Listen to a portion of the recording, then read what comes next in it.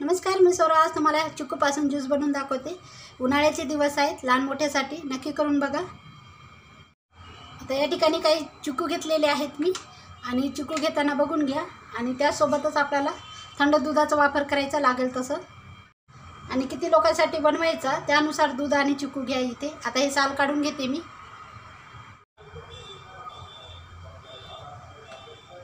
याचे साल घ्यायचे नाही.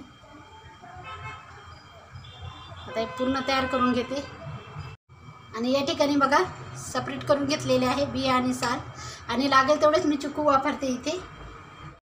आणि ज्यूस बनवताना कधीही ज्युसरचं भांडं वापरायचं. ते टाकून घेते यामध्ये. साखर लागेल थोडीशी, आणि त्यामध्ये थंड दूध. आता हे मिक्सरला फिरून घेते मी. आता ग्लासमध्ये ओतून घेते बघा.